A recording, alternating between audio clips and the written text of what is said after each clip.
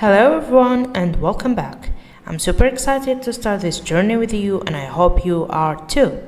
I know a lot of you are excited to start right away building models and showcasing their work, but before that we need to make few preparations including data preprocessing. You may think of it like packing before a trip. Some of you might think, why is it important? Raw data is rarely perfect. It may contain missing values, inconsistencies, or irrelevant information. If you don't process the data properly, our machine learning models may not perform well or even fail entirely.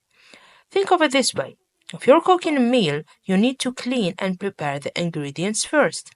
Washing vegetables, chopping them, and measuring the right quantities. Data preprocessing is just like that.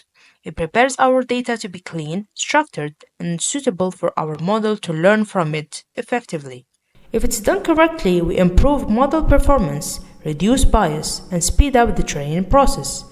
Preprocessing also helps the model generalize better, meaning it will perform well not only on training data, but also on unseen data as well. Now there are 5 main steps to do the whole pack preprocessing. Importing datasets and libraries, which give us the necessary tools to pre-process the data. Handling missing values. Here we're going to assess and check for missing values. Encoding categorical data by arranging it in a numerical form. Splitting data into train and test sets. And finally, feature scaling.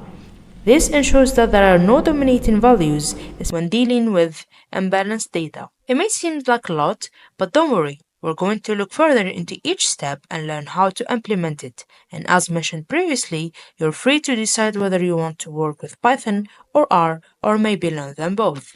Now, without further ado, let's start packing.